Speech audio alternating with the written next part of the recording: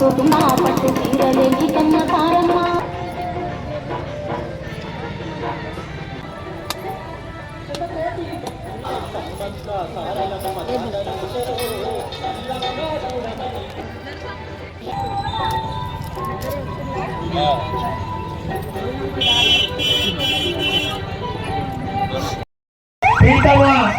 కొత్తగూడెం శాసనసభ్యులు పేదల పెళ్లిని ప్రజలు కొండల గారిని స్వాగతం పలకవలసిందిగా కోరుతా ఉన్నాం.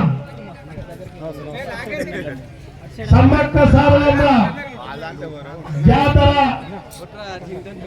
పాల్గొన్న భక్తులకి శుభాకాంక్షలు తెలియజేయడం పేద పక్షుల పెన్నిధి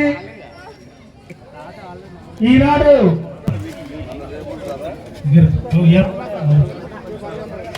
వారితో పాటు 10వ వార్డు కౌన్సిలర్ మరిగడమ పద్మ గారు,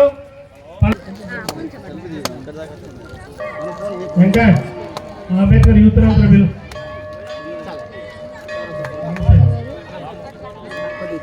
అదేవిధంగా ఇప్పుడు మహిళా సోదరమణులు కూడా ఒక సంస్కృత కార్యక్రమాన్ని పాట రూపంలో ప్రదర్శిస్తారు. వారికి ఒక పాట 2009 ప్రాంతంలో ఆనాడు ఈ స్థలానికి ప్రాబ్లం వస్తే కూడా పాఠశాలతో మాట్లాడి అప్పుడు ఈ స్థలాన్ని కూడా నిలబెట్టే విధంగా చేశాం. అలాగే మంచినీళ్ళు తెచ్చాం. ఏదేమైనా అప్పటి నుంచి ఇది దినదినం వృద్ధిలోకి రావటం జరిగింది. అలా రావటం ద్వారా సమ్మక్క సారలమ్మల ఉత్సవాన్ని మేడారం వెళ్లకుండానే ఇక్కడే హాజరయ్యే విధంగా ఇదో మరో మినీ మేడారం లాగా ఈ గ్రామంలో ఈ పెద్ద ఉత్సవ వేడుకలాగా తయారైంది. అలాగే ఈనాడు మనం సమ్మక్క సారలమ్మల గురించి కూడా తెలుసుకోవాలి. వారు ఆనాడు పేద గిరిజన కుటుంబంలో పుట్టి భూమి కోసం, భూమి హక్కుల కోసం కాకతీయ రాజులపైన తిరగబడి ఆత్మాహుతి అయ్యారు, తిరగబడి అమరులయ్యారు.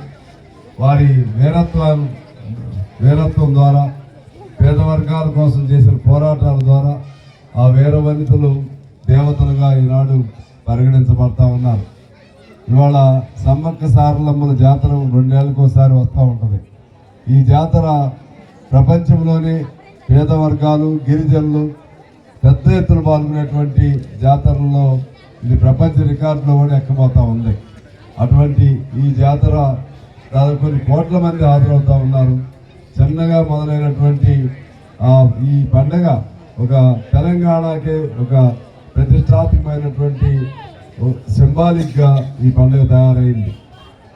ఇక్కడ మనం తెలుసుకోవాల్సిన అంశం ఏంటంటే ఎవరైనా సరే పోరాటాలు చేసేవాళ్ళు, ప్రజల కోసం బలయ్యేవాళ్ళు వాళ్ళే దేవుళ్ళు అవుతారు మనకి. ఆ విధంగా సమ్మక్క సారలక్కల స్ఫూర్తితో పేద వర్గాల కోసం పోరాటం చేయాల్సిన అవసరం ఉంది. పేద వర్గాల కోసం, భూమి కోసం, భక్తి కోసం, అదేవిధంగా పేద వర్గాల బ్రతుకు కోసం పోరాటం చేసే వాళ్ళందరికీ సమ్మక్క సారలమ్మలు స్ఫూర్తిదాయకంగా ఉంటారని తెలియజేస్తాం. ఆ ఇతర తల్లుల సాక్షిగా, తల్లుల దీవెనలతో మీరందరూ సంతోషంగా ఉండాలని, మన ప్రాంతం అంతా సంతోషంగా ఉండాలని కోరుకుంటూ ఏదో కొన్ని అంశాలు ఏదో అడుగుతున్నారు, అవన్నీ విడిగా మాట్లాడదాం. ఇక్కడ మనం చెప్పి మళ్ళా సాధ్యాసాధ్యాలు ఒకసారి గరీపేట, అలాగే రామవరం, ఇంకా అంబేద్కర్ కాలనీ, గరీపేట అంటే గరీపేట పంచాయతీ. అదే అన్ని వాళ్ళ ప్రజలందరూ కూడా చిట్టిరామవరం, ఇంకా అన్ని రాని వాళ్ళు, వచ్చిన వాళ్ళు అందరూ కూడా అభినందనలు, నమస్కారాలు తెలియజేస్తూ సెలవు తీసుకున్నాం. Thank you.